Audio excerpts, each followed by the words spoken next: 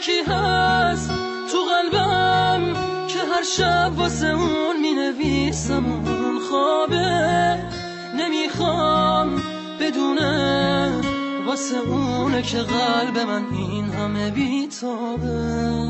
یه کاغذ یه خودکار دوباره شده همدم این دل دیوونه، یه نامه که خیسه پر از عشق با کسی بازم اونو نمیخونه.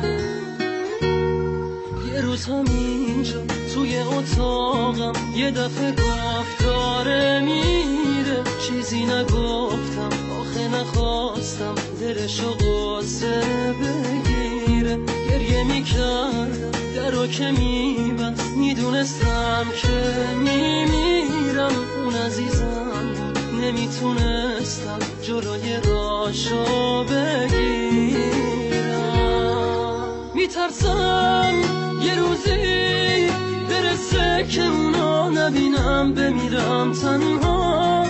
خدایا کمک کن، نمیخوام بدونه دارم جون میکنم اینجا. سکوت اتاقا داره میشکنه تیک تاک ساعت رو دیوار، دوباره نمیخواد بشه باور من که دیگه نمیاد انگار.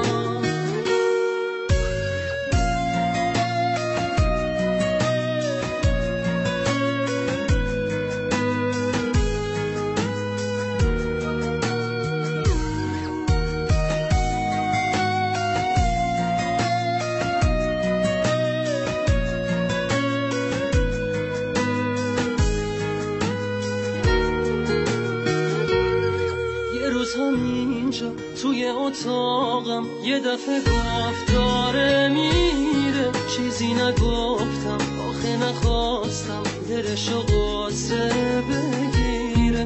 گریه میکردم درو که میبست، میدونستم که میمیرم، اون عزیزم بود نمیتونستم جلوی راشو بگیرم.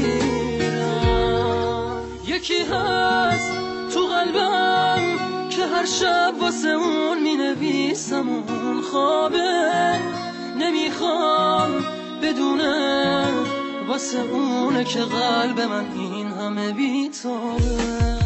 یه کاغذ یه خودکار دوباره شده همدم این دل دیوونه، یه نامه که خیسه پر از عشق با کسی بازم اونو نمیخونه.